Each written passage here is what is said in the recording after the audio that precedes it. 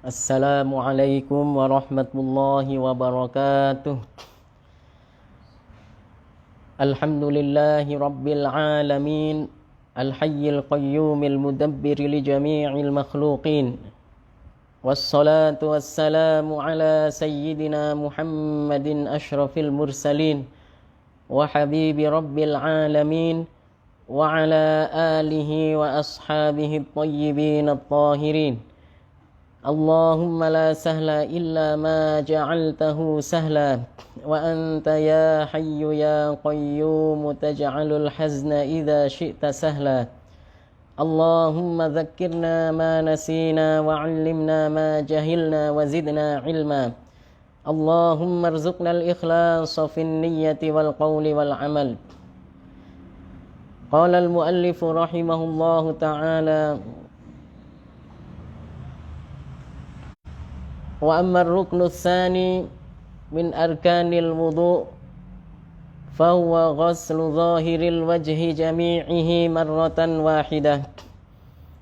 Rukun yang kedua di antara rukun-rukunnya wudu itu adalah membasuh seluruh bagian luar muka. Disebutkan di sini ghaslu zahiril wajhi, membasuh seluruh bagian luar dari muka, maka tidak termasuk yang wajib dibasuh dalam membasuh muka atau wajah. Ini adalah bagian dalam dari mulut, bagian dalam dari hidung, bagian dalam dari mata yang tidak diwajibkan. Akan tetapi bagian yang nampak saat mata terpejam dari luar itu yang wajib dibasuh, atau saat mulut tertutup yang nampak dari bagian luarnya saja, itulah yang wajib dibasuh dalam membasuh muka atau wajah yang termasuk salah satu di antara rukun wudu. Marratan wahidatan, satu kali.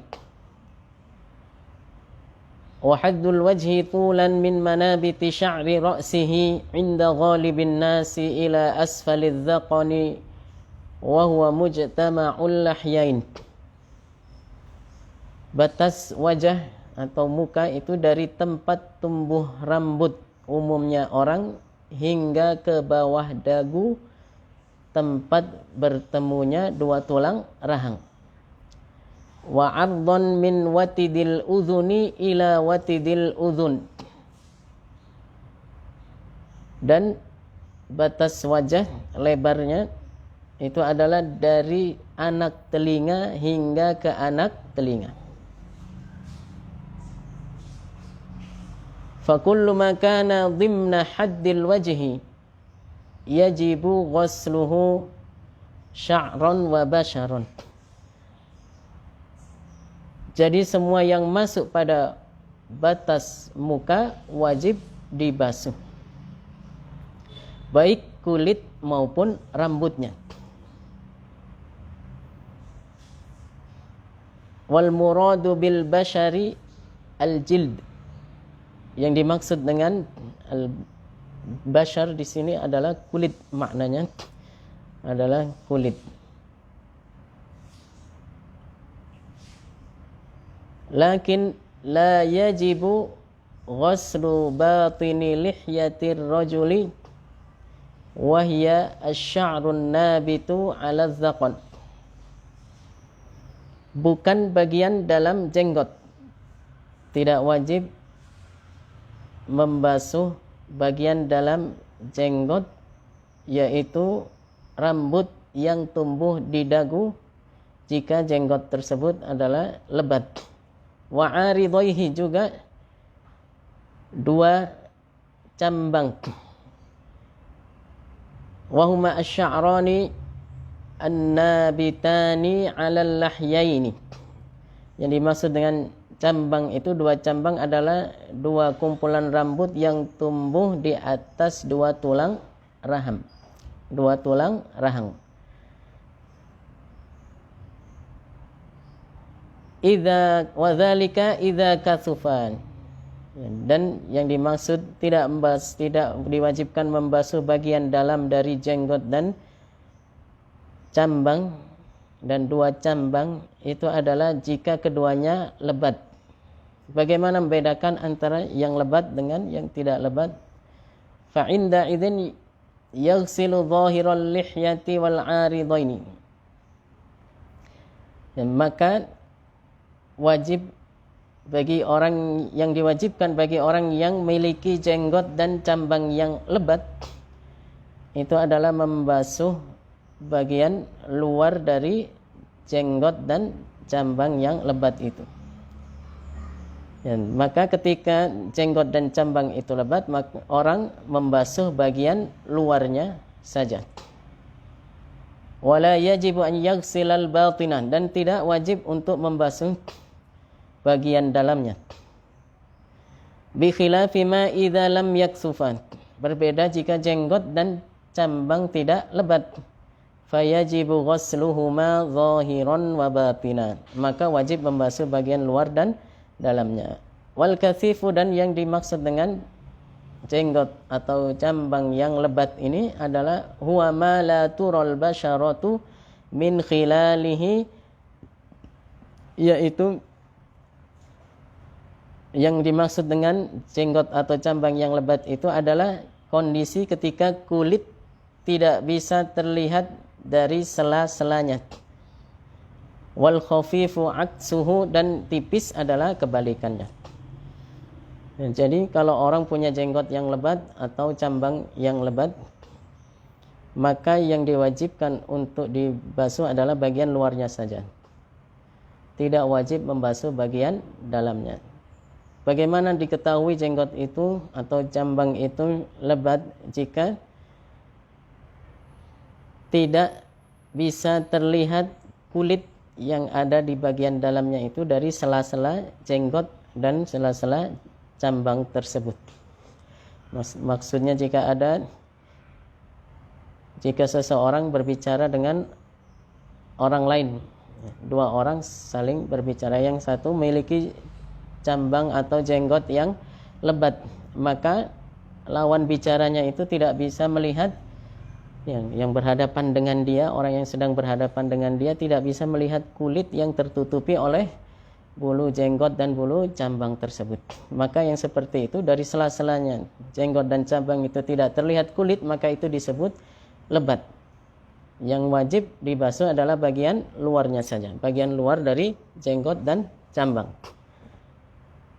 Adapun bagian dalamnya tidak. Ini tidak diwajibkan mengalirkan air kemudian meratakannya seperti orang yang mandi, kemudian yang mandi membasuh rambut kepala misalnya, kan wajib diratakan semuanya sampai bagian dalamnya. Tapi yang ini untuk wudhu ini bagi orang yang memiliki jenggot dan cambang yang lebat, maka wajibnya hanya membasuh bagian luarnya saja. Adapun bagian dalamnya tidak wajib. Tapi kalau jenggot dan cambangnya tidak lebat, artinya bisa terlihat kulit, seperti jenggot saya ini kan terlihat kulit. Adha di depan saya bisa melihat kulit, maka wajib dibasuh luar dan dalamnya.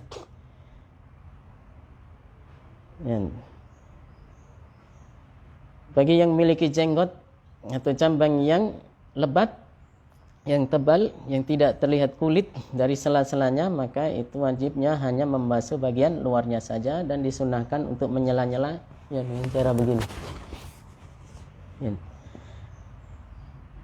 Ini adalah kewajiban dalam membasuh wajah. Tadi disebutkan batas wajah itu panjangnya dari tempat tumbuh rambut sampai ke bawah dagu. Kemudian dari anak telinga ke anak telinga, ini batas lebarnya. Semua yang masuk dalam bagian wajah ini, baik berupa kulit maupun berupa bulu atau rambut, maka wajib untuk dibasuh semuanya. Ada beberapa bulu dan rambut yang tumbuh di bagian wajah ini, yaitu ada alis, 2 alis, bulu mata, kemudian kumis, jenggot, cambang, termasuk yang tumbuh di sini. Ini adalah apa ini bahasanya? yang tumbuh ya, bagian dari rambut yang tumbuh di sini, ini hukumnya wajib dibasuh.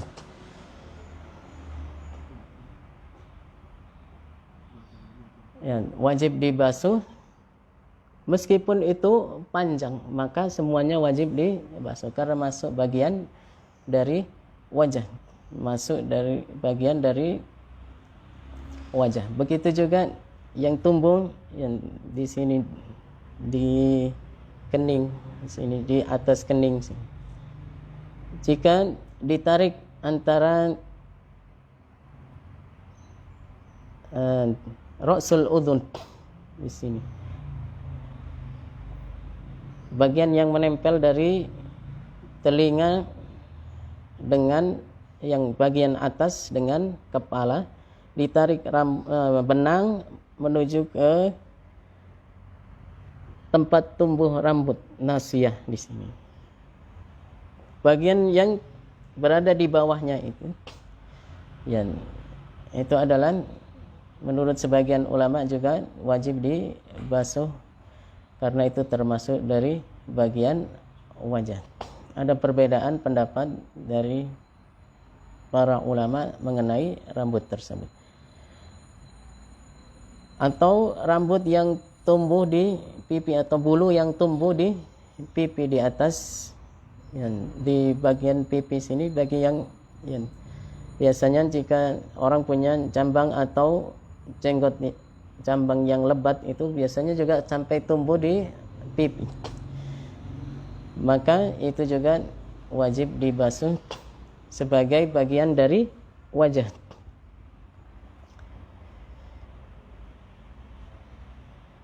Dibasuh, dan semua yang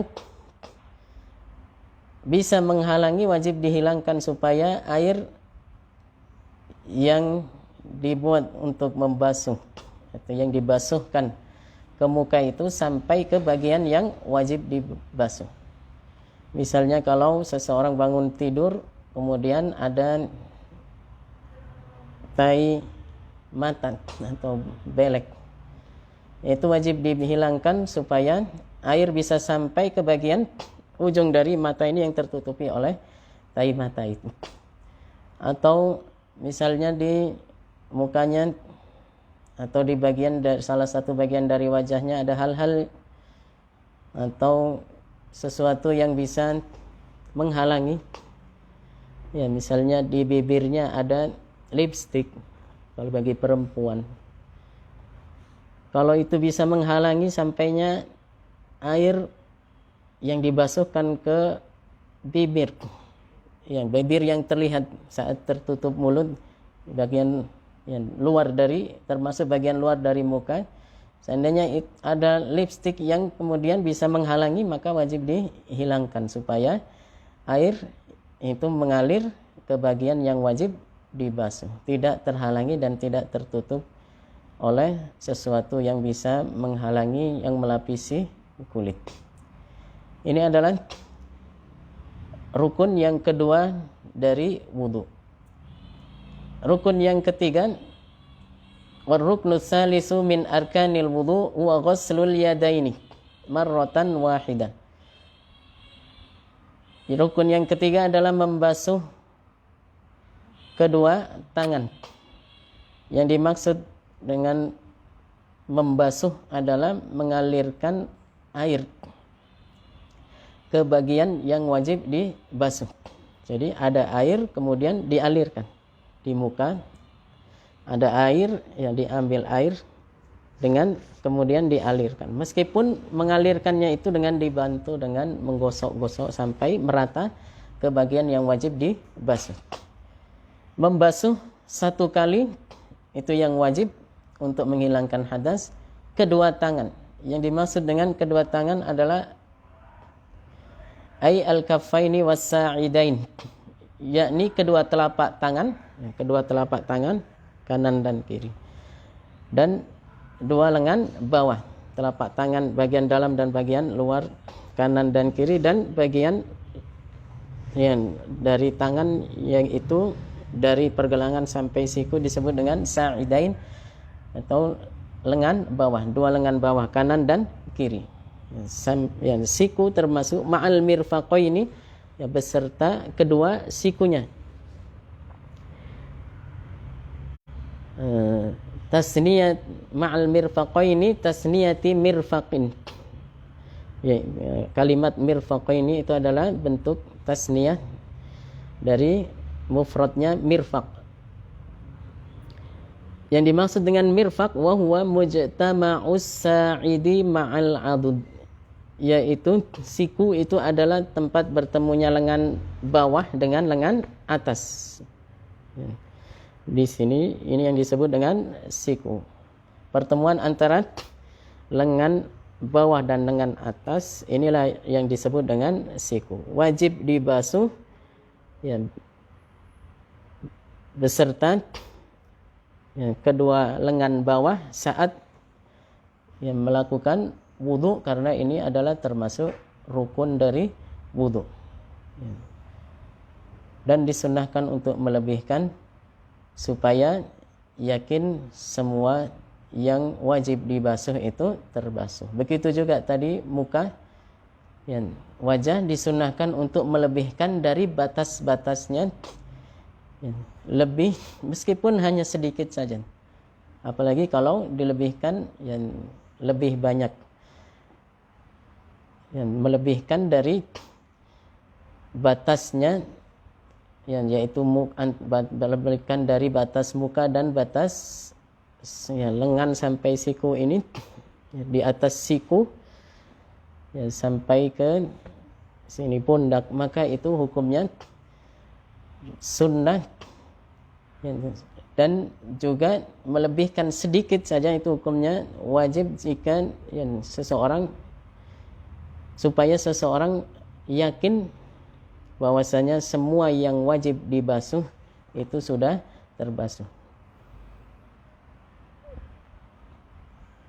Ya, melebihkan yang wajib itu adalah melebihkan sedikit dari bagian batas yang tadi disebutkan, yaitu batas wajah dan batas tangan sampai yang termasuk siku. Di atas siku dilebihkan sedikit supaya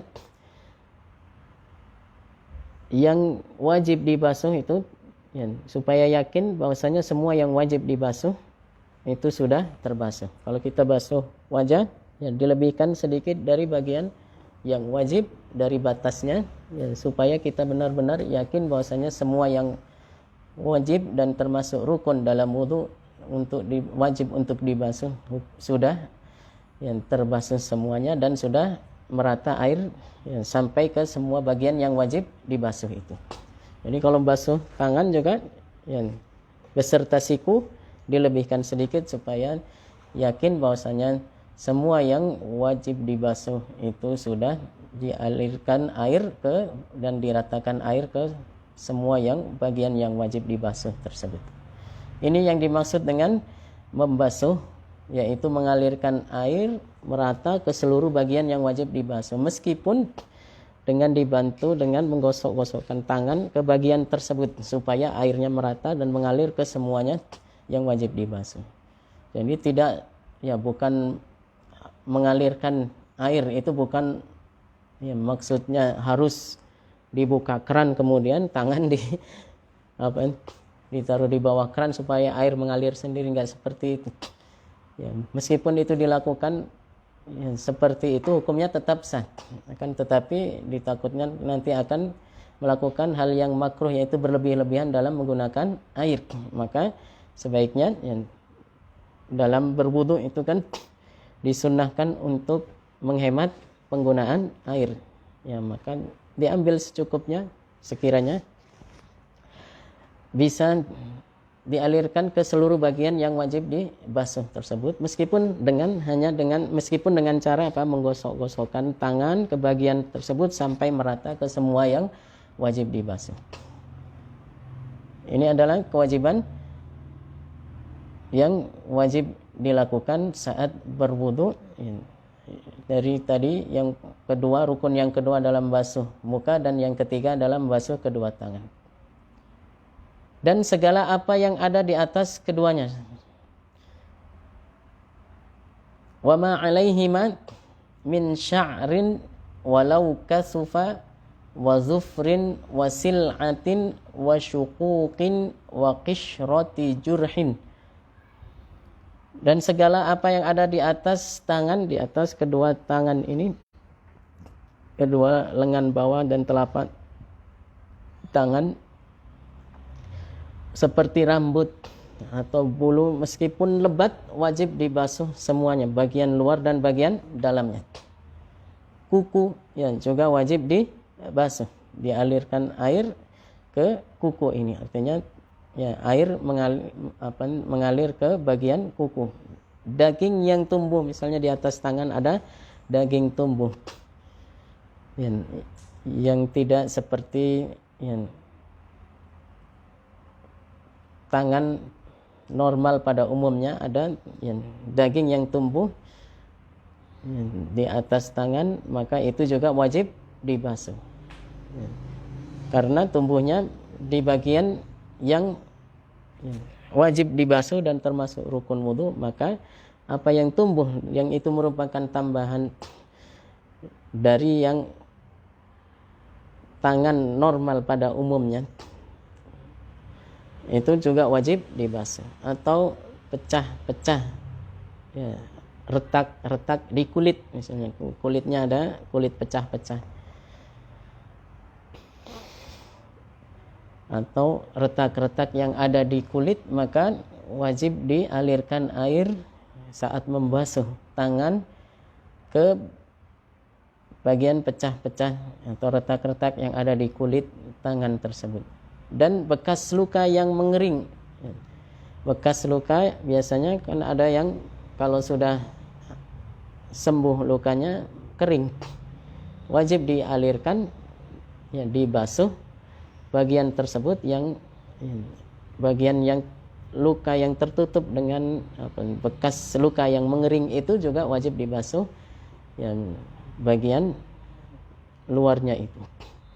Dan tidak wajib mengelupas ya, bekas luka yang sudah mengering itu, meskipun itu sudah sembuh, kemudian masih tersisa bekasnya yang mengering, maka cukup dibasuh, dialirkan air ke bagian luarnya, itu sudah cukup, tidak diwajibkan untuk mengelupas bagian tersebut. Seandainya bisa terkelupas sendiri, maka ya biarkan itu terkelupas sendiri. Kalau seandainya mau dikelupas juga nggak apa-apa, tapi dalam hal wudu ini, jika ada bekas luka yang mengering, maka cukup dibasuh bagian luarnya saja, dan tidak diwajibkan untuk mengelupas atau mencabut bagian dari bekas luka yang mengering itu. Waruknur rabi'u, dan rukun yang keempat, min arkanil wudu, dari rukun-rukun wudu, huwa mashur ra'si au ba'dihi, mengusap kepala satu kali atau sebagian dari kepala, marratan wahidah, walau kana al-mashu ala juz'in minar ra'si la sya'ra alaihi, meskipun mengusap bagian dari kepala yang tidak ada rambutnya, kepalanya botak, tapi diusap bagian yang botak tersebut yang tidak ada rambutnya, hukumnya selama itu masih berada di batas kepala, hukumnya adalah sah, sudah mencukupi. Wa yujzi'ul mashu walau kana al-mamsuhu sya'ratan, sekalipun yang dibasuh itu adalah satu helai rambut saja, itu hukumnya sudah cukup sebagai salah satu rukun dari wudu ini. Au ba'dha sya'ratin, atau tidak satu helai tapi sebagian dari satu helai rambut itu. Ya, meskipun sebagian dari satu rambut, sebagian dari satu helai rambut, tidak sampai ya satu rambut seluruhnya, hanya sebagian dari satu helai rambut saja, itu sudah cukup sebagai rukun dari wudu yang wajib dibasuh. Li'annahu yasduqu bihi ismul mashi ay idza kana al-mamsuhu fi haddihi, yang berada di atas kepalanya, karena ini sudah dinamakan mengusap sebagian dari kepala. Selama rambut yang diusap itu adalah masih di batas kepala. Maksud dari batas kepala ini adalah ay fi haddihi ay ra'si bihaitsu la yakhrujul juz'ul mamsuhu minasy sya'rati an haddir ra'si 'inda maddiha li jihati nuzuliha wa illa lam yakfi, yaitu yang berada di atas kepalanya dengan sekira bagian yang diusap dari rambut tersebut tidak keluar dari batas kepala saat ditarik ke arah turunnya. Jika tidak, maka itu tidak mencukupi.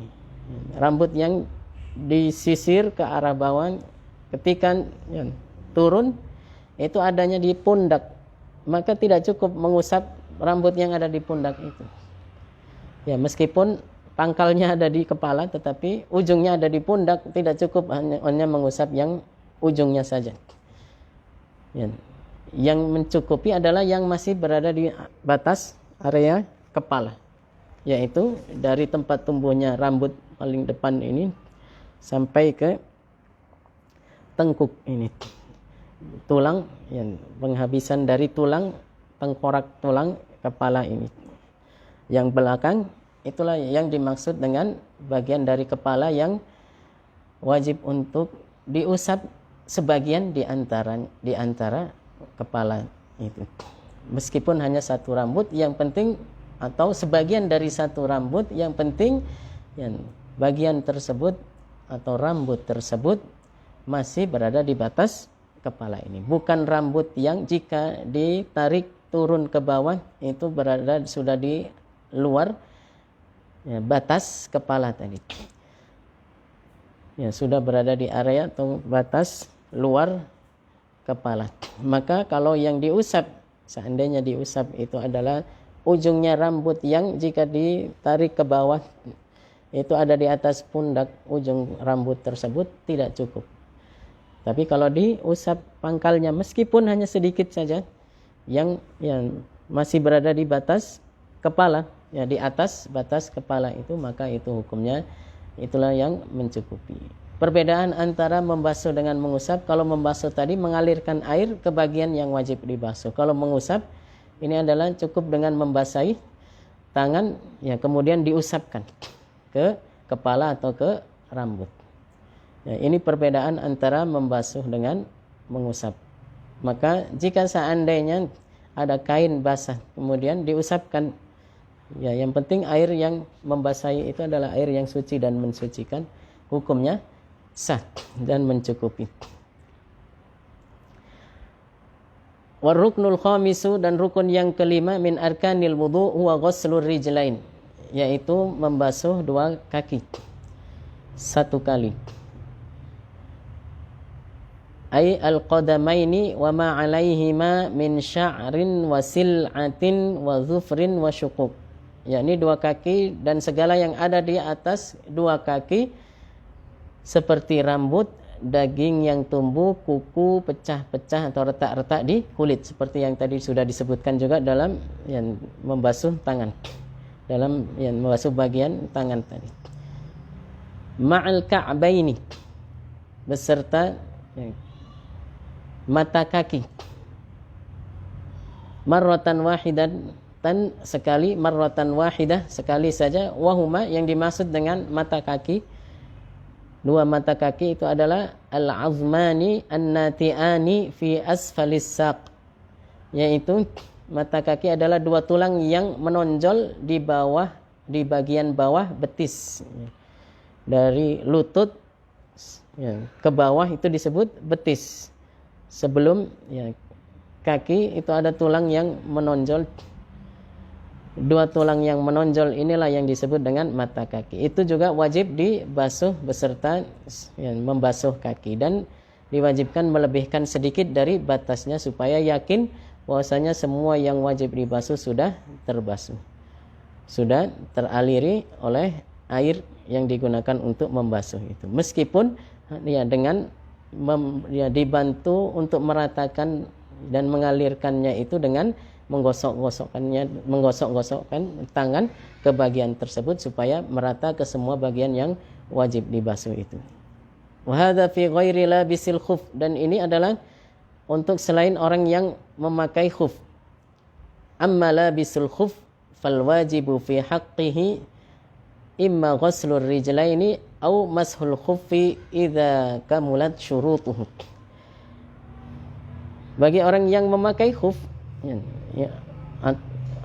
ini maka atau mengusap khuf tadi, bagi orang yang memakai khuf maka kewajibannya adalah membasuh kedua kaki. Boleh orang yang memakai khuf kemudian membasuh kakinya karena dia ingin menyempurnakan wudunya dengan membasuh, atau boleh bagi dia tidak melepas khufnya tetapi mengusap bagian luar dari khuf jika terpenuhi syarat-syaratnya. Mengusap bagian atas dari khuf. Ini kaki, seandainya ini kaki, diusap bagian atas dari kaki yang kita pakai sepatu yang atau khuf seperti sepatu bentuknya. Yang mencukupi syarat maka cukup mengusap bagian luarnya, bagian atas dari khuf tersebut. Syarat-syaratnya khuf wahya, di antara syarat-syaratnya khuf itu adalah ayyakunal khuffu tahiran. Yang pertama, khufnya harus suci. Wa an yakuna satiran li jami'il qadami, menutup seluruh kaki. Ma'al ka'baini, hingga kedua mata kaki. Yumkinul masyu alaihi bila na'lin. Bisa digunakan jalan tanpa alas sandal. Tanpa alas sandal lagi.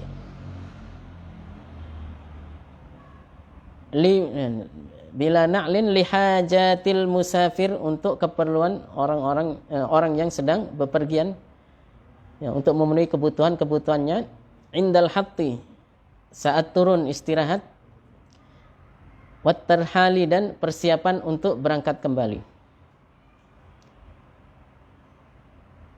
Maksudnya adalah syarat yang ketiga ini, yaitu sepatu atau khuf yang dipakai itu adalah kuat bahannya, sehingga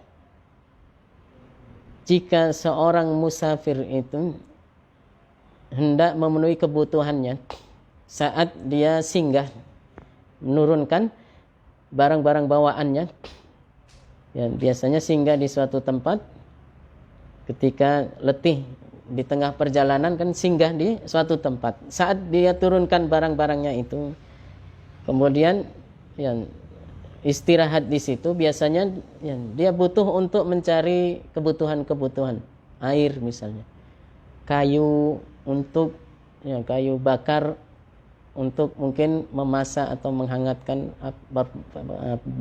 perbekalan makanan yang dibawa. Misalnya dia bawa bahan makanan yang butuh untuk direbus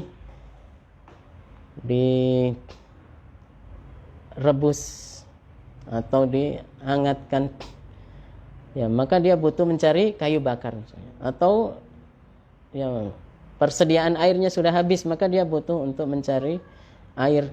Saat beristirahat itu dia keliling untuk mencari kebutuhannya itu, dengan memakai khuf tersebut dia cukup tanpa harus memakai alas sandal lagi, sudah cukup untuk mencari kebutuhan itu. Maka disitulah inilah yang dimaksud dengan syarat yang ketiga, yaitu bahan dari khuf itu harus kuat sehingga bisa dipakai untuk perjalanan atau berkeliling saat beristirahat, saat singgah, untuk memenuhi kebutuhan-kebutuhan. Jadi bukan maksudnya kuat untuk dipakai dari awal dia melakukan safar atau perjalanan sampai ke tempat tujuan, bukan. Tetapi hanya saat dia singgah, berhenti, turun, istirahat untuk beristirahat karena letih dalam perjalanan, atau karena ada kebutuhan tertentu untuk beristirahat. Dan saat sampai dia persiapan untuk berangkat lagi, itu jika dia membutuhkan sesuatu yang harus dicari, berkeliling di sekitar situ misalnya untuk mencari kebutuhannya, maka khuf tersebut bisa dipakai untuk berjalan tanpa harus memakai alas sandal lagi. Ini yang dimaksud dengan syarat yang ketiga itu, yaitu tadi disebutkan bisa digunakan jalan tanpa alas sandal lagi oleh musafir untuk memenuhi kebutuhan-kebutuhannya saat turun istirahat dan persiapan untuk berangkat kembali untuk melanjutkan perjalanan. Wa ayyabtadi'a lubsahu ma ba'da kamalit thaharah, dan memulai memakai khuf setelah selesai bersuci secara keseluruhan. Dan dipakainya khuf itu setelah berwudu. Kemudian baru dipakai khuf. Setelah bersuci, berwudu, kemudian dipakai khuf. Maka khuf yang dipakai ini jika setelah itu batal wudunya, kemudian ingin sholat lagi, boleh saat berwudu tidak membasuh kaki, tetapi cukup mengusap khuf yang dia pakai itu. Khuf yang dipakai bagian atas atau bagian yang dari khuf yang atasnya itu yang wajib untuk diusap. Cukup seperti itu. Karena kalau kondisi dalam perjalanan, kalau untuk melepas memakai terus menerus itu mungkin akan menyulitkan dan memberatkan, maka diberi keringanan seperti ini. Boleh mengusap bagian atas dari khuf dengan syarat tadi, khuf tersebut dipakai saat suci, artinya setelah selesai berwudu baru memakai khuf itu. Kemudian batal wudunya, ingin sholat lagi, dia berwudu, maka pada saat wudu yang kedua itulah mulai dihitung waktunya boleh untuk mengusap khuf itu sampai 1 hari 1 malam bagi orang yang mukim dan 3 hari 3 malam bagi orang yang musafir.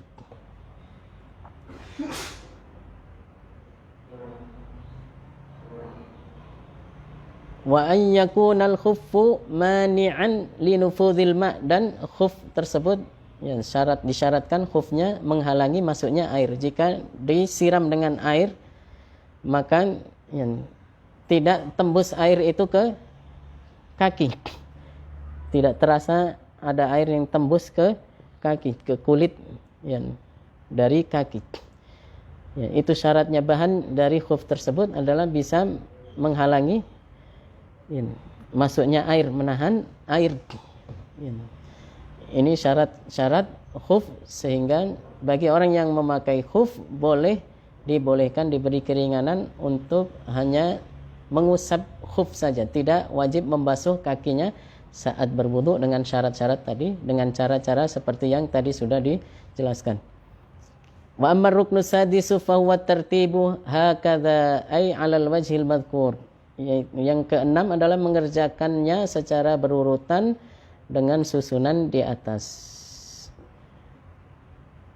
Bi an yabda'a bi ghuslil wajhi al-maqrun bin niyyati thumma al-yadaini thumma mashir ra'si thumma ghuslir rijlain, yaitu memulai wudu dengan basuh muka disertai niat, kemudian basuh bagian dari kedua tangan, membasuh, kemudian basuh kedua tangan, membasuh kedua tangan, kemudian mengusap kepala atau sebagian dari rambut kepala,